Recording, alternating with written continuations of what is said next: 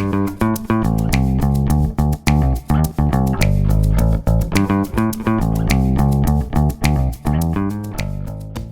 welcome to everyone. Thank you very much for joining our 26th episode of the Innovation Circle series. So we can really see that the episodes are getting more frequent.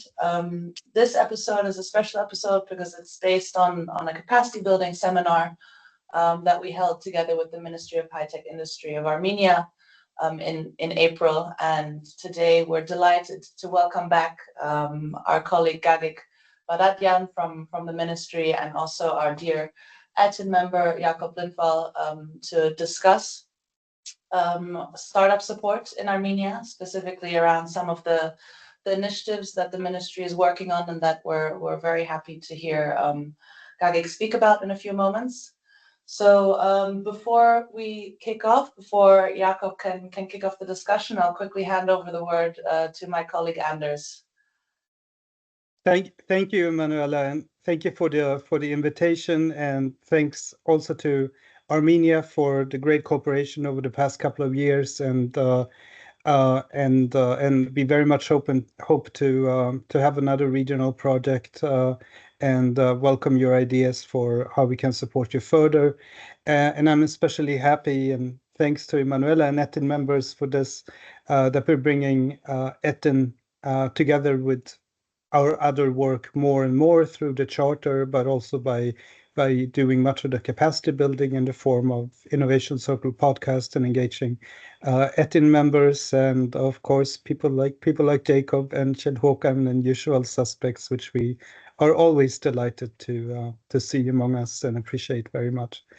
I think maybe we could see entrepreneurship as doing the dirty work of trying out all kinds of ideas to see what works and to see what doesn't, and that's essentially the process of innovation. But this also means that governance itself has to be innovative, which we talk about all the time. I wouldn't go as far as saying the entrepreneurial state, because there's a reason that there is a state, and it's not the same role as the government. But that thinking, I think, is very important, especially when trying to basically make sure that more people try out more ideas for creating value than otherwise would be the case, which is the essence of what I think innovation policy should enable and catalyze. In this particular case, we're talking about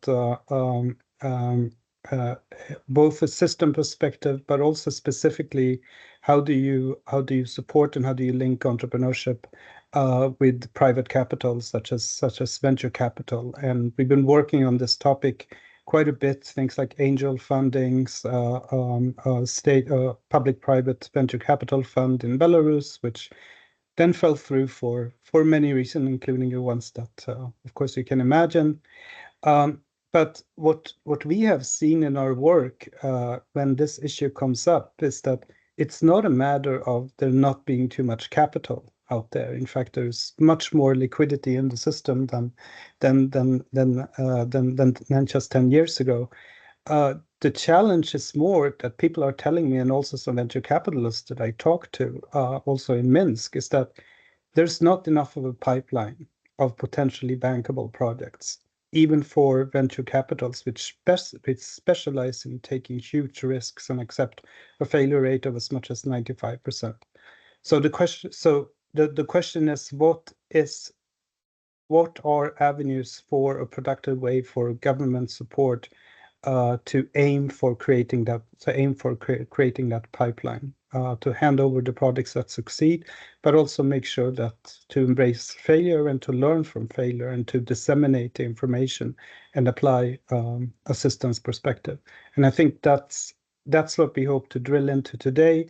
And I think an important element here that really works with ETIN is that the more specific an example, the more relevant an example we pick to base the discussion on, the more productive a conversation can be. Because we can talk a lot about the theory, about what an ecosystem is, and the different avenues that are out there. The challenges are really in practice. So that's what I hope that we can do today. And thank you also very much to Emanuela, who unfortunately we are not able to keep among us, but that at least we have found a way to keep with us in the division. She will be working for another division, and we hope to see her, and we will try our best on our side. On a more limited scope, I'm afraid, to keep ETIN alive, and especially to bring in the charter and really do something around the charter, such as codes of practice or standards, because that's also important for us internally here, and also to keep ETIN alive. So thank you very much. Thank you. Thank you, Anders, for this introduction. So then let me formally kick off this innovation circle number 26, I understood. So first, please confirm that you can see my screen now. Can you? Perfect. So this seminar will be led by me, together with Gagik. My name is Jakob Lindvall, and I am a practitioner with 30 years plus experience as a startup founder, and also working in innovation ecosystem in different forms. I work as a senior advisor. And together with me is Gagik. Who are you? Hello, everyone. I am Gagik Badadyan, the head of the Market Development Department in the Ministry of High-Tech Industry of Republic of Armenia, working with the ministry already 4 years, PhD in economics, so mostly connected to the market, to the analysis of it, and of course, the development of it. Thank you. Thank you. And together we are having this agenda. I start with setting the scene because, as Anders pointed out, entrepreneurial drive is important here. So I will frame the venture development journey so we have something to hold on. And then we talk about the support you are giving today in key programs within Armenia, reflections and key challenges, but most important is an interactive dialogue where we want you to take part in a dialogue together, where we share our insights and learnings and see how we can move things forward from both an Armenia perspective, but also from a more general perspective, because I think most of those learnings are not specific for Armenia. I think it's worthwhile to consider everywhere, actually. And then, of course, we need to wrap up and take the next steps. So let me kick off immediately with setting the scene. And in front of here is the venture development journey. So basically, this is a simplification of a classical venture development journey. Or actually, the classic venture development journey does not necessarily end in international scaling. Most of venture development actually fails in the early phases. But given that you actually can scale your company or your venture up to scaling, it's a lot of different steps. And this is, of course, a simplified way of showing it, but it's based on research. Kjell Håkan has been involved in this research, and specifically startup Genome has done a lot of research all over the world on what does the classical venture development journey look like, and what problems do you face in each and different phase. So basically, you can say that it starts with activation of the entrepreneurial curiousness and bravery to actually start a company. Moving on to formation, where entrepreneurs get together around an idea and actually start an initiative, a project, or a company around an idea. Next step is much more trickier, of course, to find a problem solution fit. Are we actually solving the right problem? And is it big enough to be paid for by customers? Which leads companies to the next phase, which is product market fit.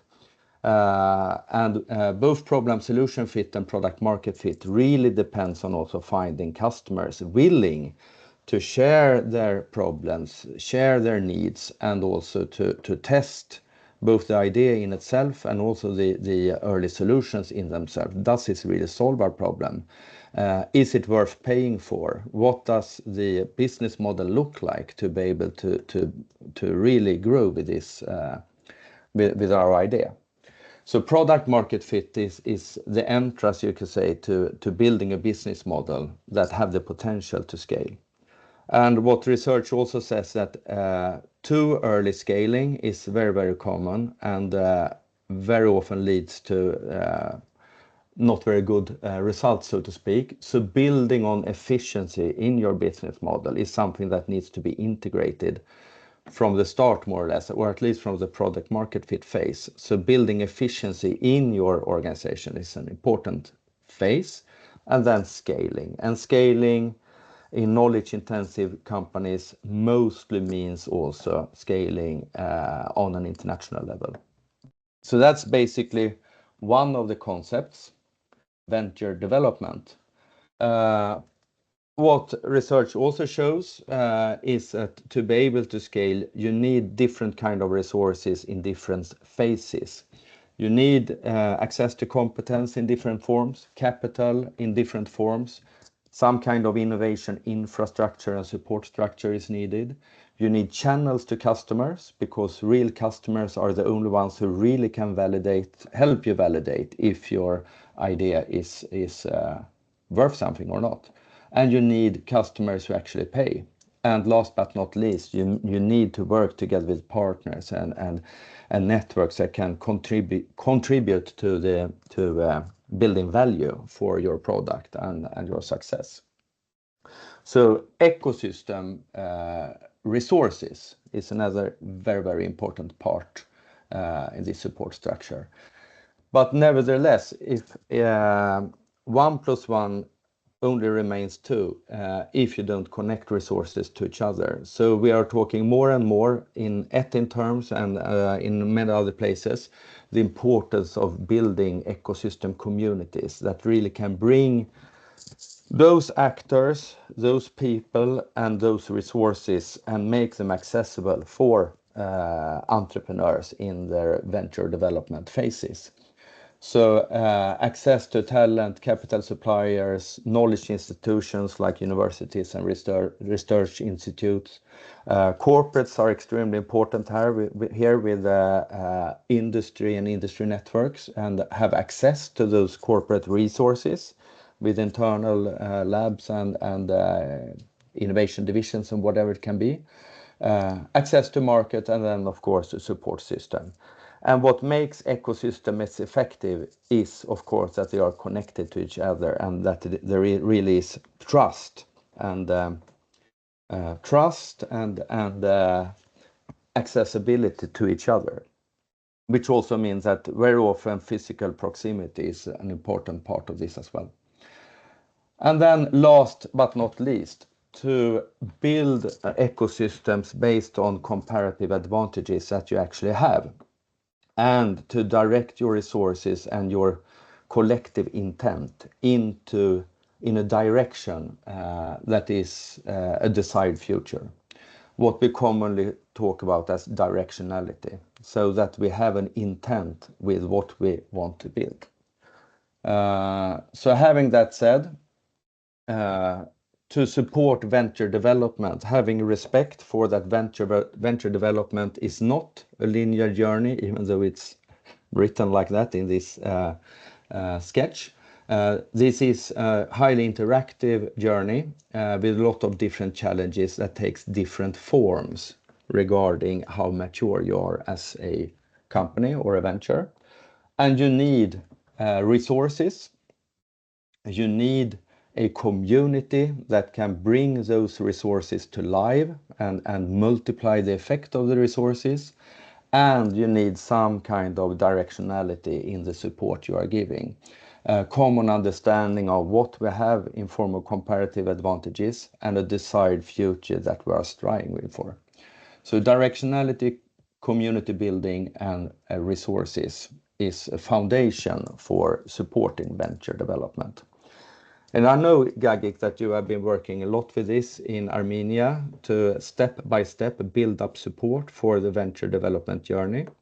So I welcome you to present where you are today and initiatives that you are driving as we speak in Armenia. Please, the floor is yours. Okay, thank you very much. Let me share my presentation. Okay, I hope you see it. Yes, Can we you do. see it? Okay. Yes.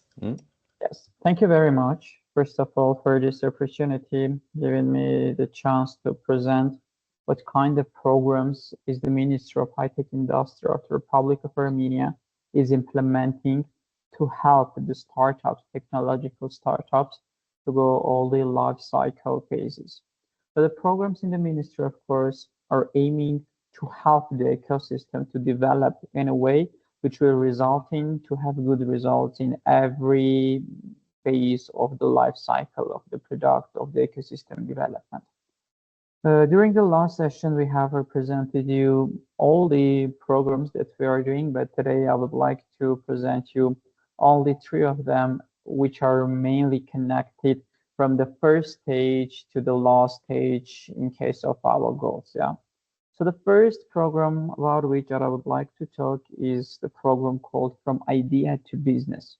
This program provides funding and other resources to the startup companies and the research teams to create and bring to the reality their ideas, and of course to create new value in the economy. Through grant competition, startup companies are provided with funding to ensure product development and market entry during the idea and growth stages. The main goal of this program is to help Armenian ecosystem to generate new ideas, to bring that ideas, to formalize them, and to create a product which can solve any problem or create new value in the economy. This program, of course, we have some kind of criteria which I guess could be interesting for you, which are the main boundaries, minimum qualification criteria, which we are using for this grant program. The first thing is that the company need to carry out activities related to the technology sector, of course, showing us and proposing us a product or a service which will aim to create new value in a high-tech sector. So the main idea is to have something which is solving a problem, which is trying to create a new value, of course. And of course, the product.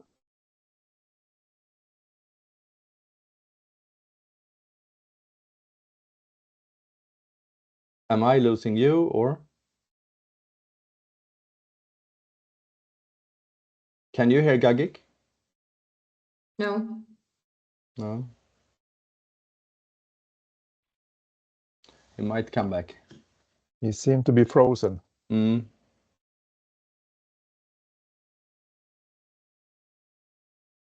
I was a bit worried about my internet, but I believe Gagik will come back.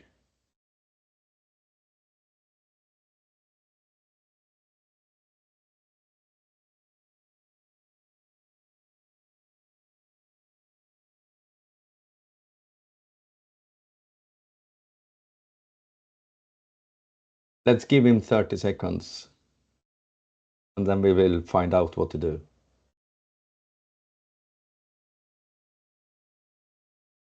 You can use your AI assistant. Exactly. But here we have Siranush. Please. Now you're muted.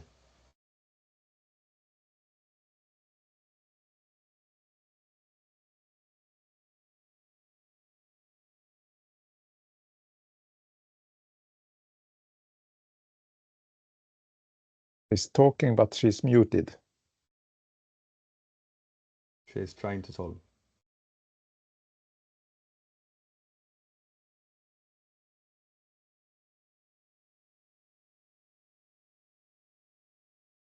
Perfect. In a few minutes he will be here. But maybe why don't we can switch a little bit in the agenda because we really want to hear what Gagi is saying. But do we have any comments on the framing I did?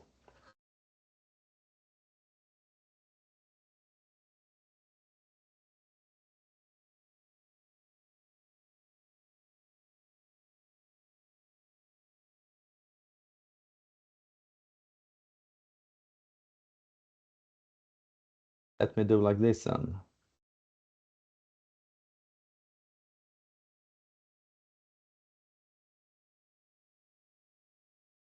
If you look at this one, where do you believe the biggest hurdles are from a venture development perspective? Where, oh, If I now, talk now from Gagik a, is here as well. okay, Yeah. okay. Sorry, but we had some technical problem. I don't know why. No problem, Gagik. So there was a need to reconnect. Okay. I'm sorry, let me 1 minute. Okay, you see the desktop? Yes, we do. Okay, so let's move on and continue talking about the value creation. Another thing is, of course, is we want to have equal condition for all the representatives of the ecosystem. We are giving this criteria that appliers need not to have received any grant or donations from the ministry during the last 12 months. So this way we are trying to prevent the foundation of the same startup during the same year. Another thing is that we want the startups not to have any liabilities to the tax authorities, or it cannot be exceeding the 130 USD. Of course, we have a criteria that the management or the founders of the organization need not to be involved in money laundering, terrorist financing, and all these things. And the thing is, the fifth criteria in this case is that the applicants, the founders or the management of the company can't be participating in the planning and implementation process of the grant programs of the ministry, of course. And the last thing is just not to be declared bankrupt. So these are the main qualifications with which we are trying to make some boundaries. Having all these criteria, we are having also the evaluation system, having a group, listening to all the participants and understanding which one could be the winner or the winners. So let's move on already to some statistics and speak about what we have done during these years. The first year that we have implemented this program was in 2022. It was the first year, so it was the biggest year because having all these years, a lot of ideas in the market, it was the first chance for the companies to apply and get this kind of grant in Armenia from the government in the technological system. So for this year, we had 482 applications with 4 main directions. We have given during that year innovation grants, grants to successfully operating companies, grants for innovative, visionary, breakthrough components. We have also grant for robotics and space engineering. So this was the first year we tried to bring a lot of ideas and generate a lot of ideas. So we had 104 winners and we have allocated 3.9 million USD budget to these 104 winners. During the upcoming already 3 years, the budget was less because we activated the idea generation during the first year and went to main stages for 22, 23, and 24. We had idea stage, we had growth stage. The difference is if you have an idea, you are applying for idea stage. If you have already market valued product, you are applying for growth stage. So this way we are bringing grants to the companies or realize the ideas or create opportunities to enter a market. Yeah. For this year, we had 99 applicants. We have 31 winners, and the allocation of the budget was 570,000 USD. Moving on for the 2023, we had almost the same situation, but if you compare the 2022-2023, we see that the number of ideas stage was higher in 2022, and already in 2023, the growth stage applicants numbers was higher. It shows that mainly the startups got an idea stage grants during the 2022, bring to life the ideas, and already in 2023 they also applied for the growth stage. So it's showing the live stage presence of the government helping the ecosystem to develop. And moving already for the last year, 2024, we had a new activity already. As you can see, the applicants number is already doubled. We have 234 applications. 29 of them were chosen as winners, and we have allocated 610,000 USD budget to the winners. So moving on for the overall from 2021 to 2024, we are seeing that the Ministry of High-Tech Industry has reviewed 921 applications for this program. We had 190 winners during these years, and we have allocated 5.6 million USD budget to the winning companies. This is showing that we're really hard work to create ideas, to bring to life to the ecosystem and help them to get their ideas become a product and get new markets. So for the 2025, of course, the program is working too. Right now, we are in the process. We are going to allocate 520,000 USD to up to 40 winners for the idea stage. But this year we are making a change. Particularly, the companies are going to go through incubation process this time. So having all the applications, we are going to have two-phase evaluation. After the first stage, we are going to have, of course, more than 40 companies, and we are going to do for them 12-week incubation program, which will help them to undergo individual mentoring and consulting, and thanks to which they will be more ready to go further. And after that, we will have another competition with a pitching opportunity and decide who is going to win the grant program. And of course, not only the winners are going to get good thing from this program, but also the ones who are going to the incubation program, because it's not only for the winners, but also for the first screening companies which have done the first screening successfully. So let's move on another program for the next life cycle. So, okay, we are generating ideas, we incubate, we are doing incubation program. Another things to create for them good capabilities to go farther and to go outside of Armenia, because I'm sure you know that Armenia is a small country, so we are going beyond the borders, especially with our high-tech products, and trying to scale outside of Armenia too. So another good program, which is the forward step after from idea to business, is the acceleration program. Last year, for the first time in the history of Armenia, we have done international acceleration program with Plug and Play famous accelerator. So with them, we have done this program already once. They have provided consulting services, business development, networking assistance, innovation support at the same time, and of course individual mentoring to the companies included in the program. And we have 49 professionals from all around the world. They have traveled to Armenia, work with the companies included in the program. Just for your information, Plug and Play is a prestigious organization. It's working with Mercedes, Volvo, Porsche. They have 30 unicorn companies in their portfolio. So PayPal, Dropbox, Pinterest, and more. Moving on for the statistics, I could say that we had 119 applications, which is really big enough amount for our ecosystem. So the interest was really high.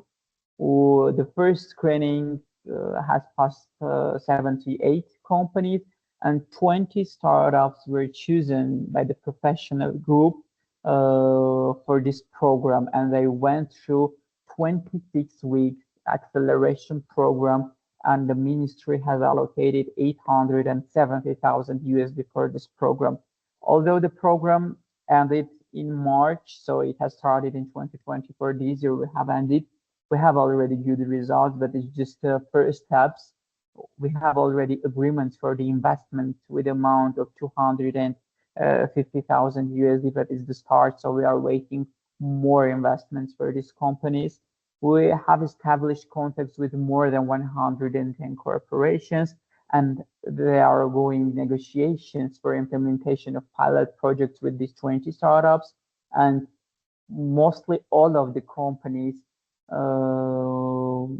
participating in this acceleration, stating that they have created new opportunities, which has led increased revenues and really with good amounts.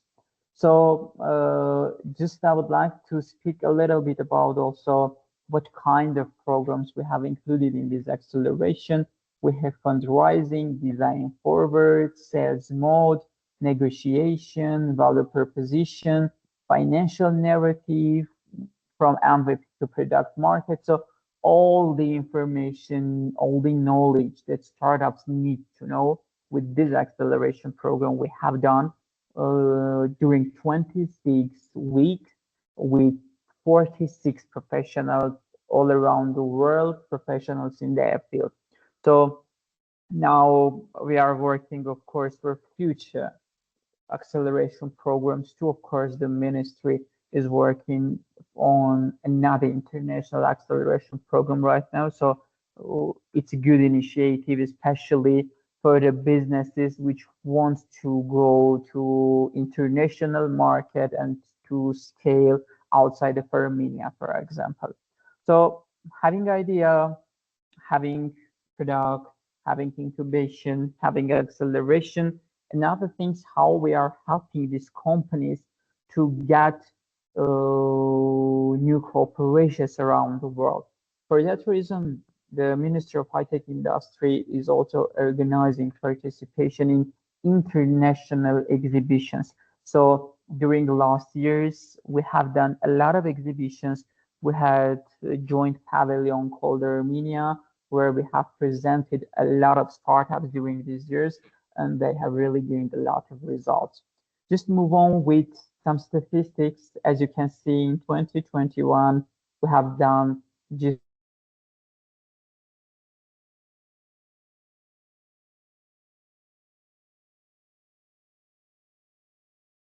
Frozen again. Gagik, can you hear us?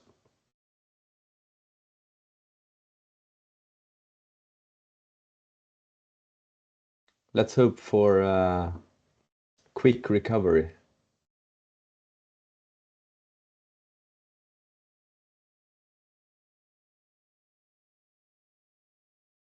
But you can hear me, can you? Ah, perfect, perfect.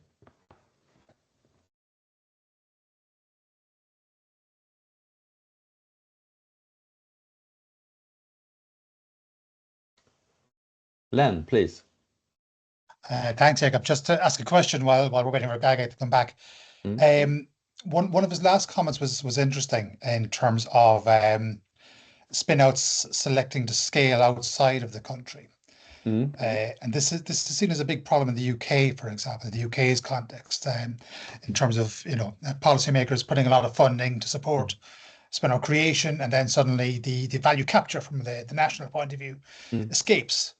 So there's a lot of thought being given at the moment to how you can strengthen ecosystems to make them a bit more connected to, say, local economies, for example, to link to that demand as a way to keep them within the country. I'm just wondering, to what extent is that seen as an issue within Armenia, and if it is, then what's been talked about at the moment in terms of a potential solution? I believe you can see it twofold, actually, because of course they have a history being a transition country with all the difficulties that has arisen during the time. We are landlocked and a bit far away from EU and the big markets. On the other hand, they have per capita, I think it's the largest diaspora in the world. So 4/5 of all Armenians consider themselves being Armenians are actually not living in Armenia. So I guess Gagik would say that it's a huge opportunity to use this diaspora. The question is maybe how. Kjell-Håkan, you raised your hand, but you... No, it was basically the same. I already noted this kind of, how do you, because that's one of the problems with Sweden also, or basically Europe, that the business model of venture capital, which everybody, policymakers, are so attracted by, is really to move the company where you get maximize the shareholder value. And if you don't have a good exit market in your home country, or for example in Europe, we have been lacking the policy for making it an attractive exit market, the companies will look for other avenues. In Sweden, basically, they end up in US mostly. And we have supported research which shows that the benefits for Sweden disappear after some years. So any government funding that has been put into creating this startup ecosystem, the values are disappearing if you cannot keep them in your country.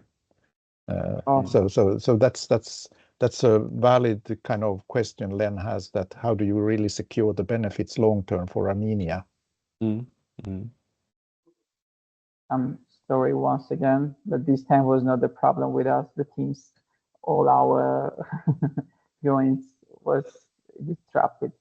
So where I was ended, I can't remember. International exhibitions. Yeah, have we seen already some statistics or not? Yes, we have seen them. Okay, so overall, let me in that case just summarize what we have talked. The Ministry of High-Tech Industry is trying to do all the steps, helping the startups, helping the ecosystem to go from the idea to incubate, to accelerate, and go to the international market. So we are trying to help with these programs in all the stages of life cycle of the product. So overall, that's it. Thank you very much, and sorry for the interruptions. It was some technical issues this time. Yeah, out of our control, so to say. But thank you very much, Gagik. And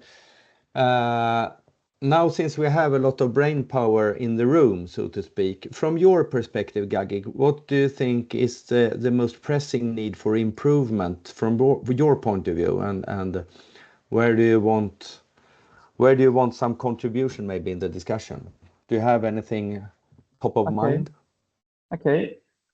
It could be very interesting for me to hear what other options could the experts show us to generate new ideas in the market, because Armenian market is very small and sometimes we are facing the problem getting the same or similar ideas sometimes. So the idea generation, of course, for the world is a problem, but maybe a good practice could help us.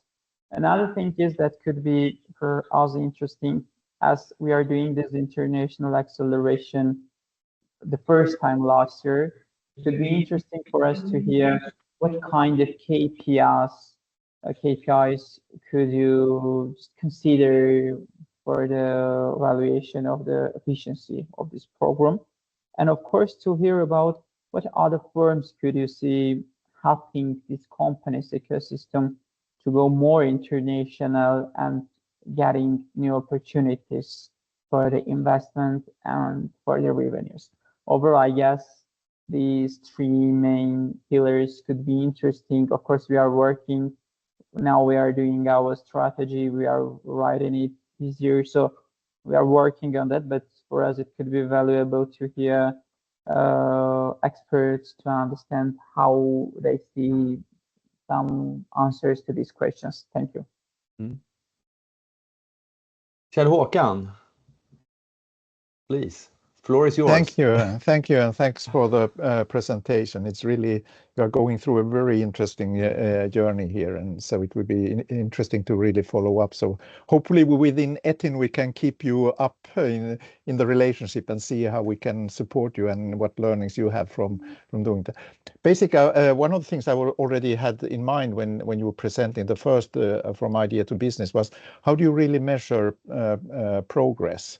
Because basically my experience from Sweden and from many of the European countries is that it's so easy to become engineer. You think that I have to develop a product, then I start selling it. And that's if we look at the model that Jakob was presenting, it's not about product development. it's about inventing businesses and validating businesses. So I would say that for the first thing that you, I don't know, you might do it already, but really focus on progress, how the business is progressing, not how the product is progressing. And basically, it's really important already in the problem solution fit to get international validation. Because one of the weaknesses is easily that you don't understand the competitive landscape you are getting into. Because looking at your own country, that's not where you will make your value. You probably have to do internationally. And that means that already in the business problem solution fit phase, you have to understand the international competition, which I see in Swedish even companies that is usually lacking. It's very engineering driven. So that would be one suggestion to really look into and measure progress in business maturity.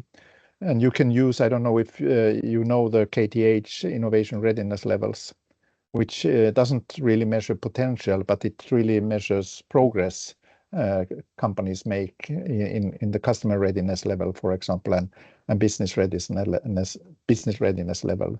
We have been, from Vinnova's point of view, it's mandatory for all the startups that we are supporting to measure their progress, the customer readiness level, the business readiness levels, the team readiness level, how they develop their team. And we have introduced something called sustainability readiness level, trying to see how sustainability can become a competitive edge in your business. The second aspect, which I thought I can at least, and Len was already when you were out there, is to, when you do this kind of international, and when you come into next phase, it's so easy to focus on only the investment part. And if you don't have an exit market, you might run into a situation where the companies end up in other countries and you don't get any benefits of your government investments, because the companies become US or Chinese or whatever, where the exit market is. So the focus that at least we have been trying to do, we say, for example, we don't support getting in foreign investments in the company. Basically, the most important one is to get foreign customers. So it's really the customer access, international customer access, that if you want investment, they should be they should be working in Armenia. And actually create Armenian kind of resources for investment. But the companies need customers outside Armenia. So it's basically the international acceleration should be on customer relationship and customer revenues rather than investments only. I see that Florian has a hand, but before I give you the floor, Florian, just asking Gagik, because you told me when we met last time that you have a very large and active diaspora. Yes. And is that maybe a tool to get in touch with international customers and international investments without losing the what do you say, the Armenian perspective? And may I add something just to that? Because I was telling Jakob when we talked about Armenia some time ago, since he was, I was supposed to be also helping me, but I was occupied by other things. That look, for example, that in Scotland, they have Global Scots. They have created a network of Scot people outside the Scotland, which is really a network for opening doors to customers or partners. So, and usually utilizing those networks, you get warm calls and not cold calls. So it's that kind of, it's really relational driven. Everything in this is relational driven. So utilize these relations to really get customer access and partner access into the businesses. If you let me to give a reaction, thank you very much. First of all, about the product or business development thing, is that for all the programs that we are doing, we have a monitoring process after all these things, about which we are, of course, considering both product and business development too.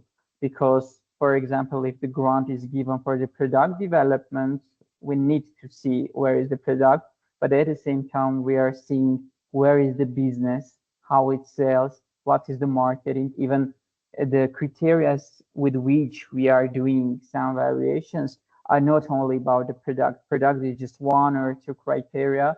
We are showing the possible growth in the future. We are seeing their marketing, what strategy they are using. So we are, of course, considering the business development, because our main idea is to create businesses, not only the ideas, but of course have businesses which have good ideas, good products and solutions, not only just something which can't give them opportunity for the long-term development. Another thing, I could agree with the international validation thing with the products. It's a problem sometimes, and right now we are working on that, trying to understand that verification, validation, that standards to bring in Armenia, and we have institutions working on that, creating all the standards for Armenia corresponding to international ones. So it's a gap, we are working on that, and it's a need. And when it comes to the investment and sales thing, of course, we are working for the international market, mainly signing contracts. So companies could create customers outside of Armenia and sell their products there. But at the same time, having a big diaspora, we are working from the part of investment on that, because it works only that way, because it generates investment to Armenia. And every time doing all these programs, even we have programs on which we are having some boundaries. If you are getting these grants, you need to work in Armenia. So we have all these things, keep the business in Armenia, because we know how it works sometimes from small countries moving to the biggest ones. So we understand and do our programs that way, which could help us keep the business here, but at the same time help it to go and sell their products outside of Armenia. So this is the overall concept on which we are working. Of course, from diaspora or the connections with diaspora, or diaspora having connections, helping us also to understand what kind of investment could be brought to Armenia too. So this is from the economic part, the main phases that we are using. That's it. Perfect. Thank you, Gagik. And Florian, please, floor is yours. Yeah, hi everybody, and thanks a lot for the insights. Very passionate discussion. Congrats for everything that you are doing in Armenia. On our side, I'm representing EBN, and we are a pan-European network of business innovation leaders supporting around 30,000 companies each year and raising around 1 billion euros of funding for ventures. We are present in 35 countries, and we are gathering a network of around 180 incubators and accelerators. And from our experience, really, I think that in regards to the questions that Gagik raised, probably you are reflecting a lot internationally, of course, but we are seeing also some bricks that are essential in order to go international. And speaking about the ecosystem, I think that I really loved what Jakob was sharing, because we consider that it's very essential to have all that in a structured manner, locally, regionally, and nationally. Of course, that is involving ministry, public authorities, but also specialists. I think that we really we really recommend place-based innovations and professionals that are really intermediaries. So we really probably we really recommend to have your plug and play many plug and plays at different regional and national level, because this would be the best way for you to really develop the regions, to create sustainability in the regions, to have thriving companies that succeed for the regions first. Of course, is not maybe not a big market, but first I think that probably they have to, companies, the ventures, they have to solve some solutions regionally, locally, probably internationally, but there is already a market there. And we really, I think I'm really curious to understand also the ecosystem of incubators, accelerators that are operating well in Armenia, because we consider this is essential for the scaling up and support in a comprehensive way, I think, and how maybe regards to the to your question, Gagik, on how to generate new ideas in the market, we really recommend maybe some sector-specific incubators and accelerators. And these are, of course, linked with maybe some specialization strategies that could be linked with the university. So looking actually at the ecosystem, what do you have? What are the strengths? What are the sectors? What are the universities? Are the universities supporting in a generalistic way? Are there some agriculture? Are there some, I don't know, maybe ICT or other sectors that are predominant, and then can we cluster those sectors, and then can we make that this emerge towards some venture building, of course, in a comprehensive ecosystemic way that Jakob was presenting. So maybe there are some ways of building sectorial support, and then on the KPIs, or the internationalization level, I think that it's also related to what the companies wish to achieve, right? I think that this should be a responsible venture building, of course, that could be linked with access to finance. Maybe you could be reflecting at really different connections with investors, different clients met. Is there any growth or deployment on other markets by the companies when they are going internationally, or they are just participating to fairs? And that's it. And on our side, we are coming with standards of incubation and acceleration. So this is what we are providing. So speaking about standards, we have a gold standard at European level that is called European Business Innovation Centers, and we'll be happy to share more with that that with you. I let my contacts in the chat as well. Happy to connect. Thank you very much, Florian. And actually, we are talking within the ETIN network to have a work stream concentrating explicitly on innovation ecosystem, how to build and enhance them. So I think that's something we share all the countries, actually. We are very close to closing this session, but Len, do you have some short input? Sure, just to back up what Florian was saying, just on the topic of universities as a potential source of innovation or of spin-outs and startups. Our research center has been doing a lot of work on that in the UK context over the last couple of years, driven by a debate around equity splits, particularly between venture capital and the academic and the university involved. So it can be quite a heated area at times. And there's a maybe 10, 15%, 20% of academics might be amenable to getting involved in spin-outs from the data that I've seen. Students maybe much more, which it's certainly an area of significant potential. Yeah, I think that's something also we share in many countries. Thank you very much for that. And Gagik, do you feel confident with what you have heard so far? Yes. Overall, also about talking about this university cooperation. Now we have already started working very closely with the universities which are specialized in high-tech sector and giving specialists to them. And even we have implemented new law which is giving a base on R&D, research and development part. So we are working on that. Also, we are creating a lot of educational centers in the regions in Armenia. So for that part of research development and education, we are working closely, and it's a main direction for us. So thank you for that too. And overall, thank you very much for the main directions that you have stated. We are trying to work with the directions too, and it was a good thing for me to analyze whether the directions that we have already taken is corresponding to the ideas of experts of the field. Thank you. And thank you very much, Gagik. And we are looking forward to continue to follow your progress and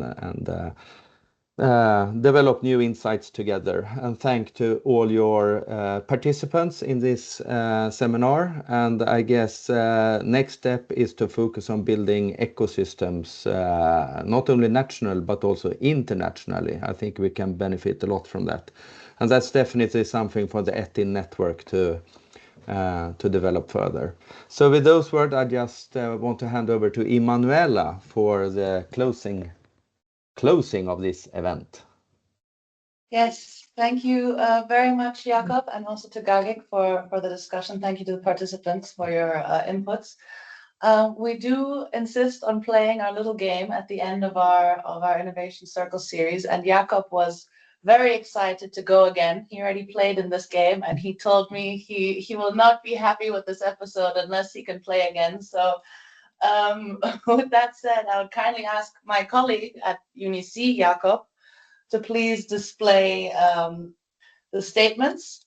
Exactly. So we have the 3 statements of Jakob Lindvall shown on the screen. And one of these statements is true, and the other ones are a complete lie. And I would like to invite those online to please indicate in the poll that I am about to launch which of these statements you think is true about Jakob, and then we look forward to hearing the result. So it should be in the chat now.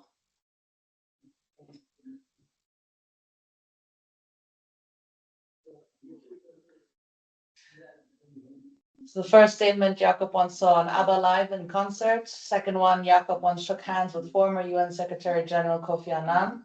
And the third, Jakob was once featured in the Bombay Times in India. I feel like the first one is very likely, Jakob, maybe given given where you're from, maybe. But yeah, it seems the rest agree. Number 1 seems to be the guess. Actually, I'm old enough to see ABBA live, but I didn't do it. So I visited the Avatars in London last year. It was a digital version of ABBA. So it was not live from that perspective, but very immersive. So I highly recommend it. I have met Kofi Annan by accident because I was living in my youth in the backside, let's say out in the forest. And I was once upon a time cleaning my car, only wearing slippers. I mean, what is it? Underpants, sorry. Washing my car. And then I saw a black man with a beautiful wife and 2 black-dressed men with many black eyes. And that was Kofi Annan on vacation. So he nodded to me and was very polite,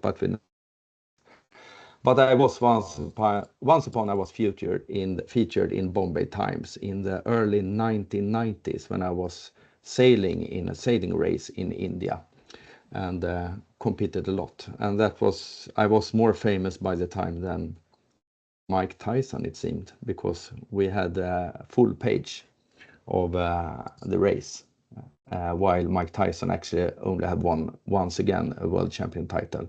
But that was long time ago, so nobody remembers me at the time. But number 3 is the right one. Excellent. Thank you so much, Jakob, for sharing this additional piece of information and for playing the game again. I'm sure we can find an opportunity for you to continue participating in the game segments. But we really appreciate the both of you joining today. I think we can already close here. So a few final words from my part. This was the last Innovation Circle episode before the summer. So we at ETIN at UNEC wish you a great summer break, a great holiday for those of you who are taking a summer break.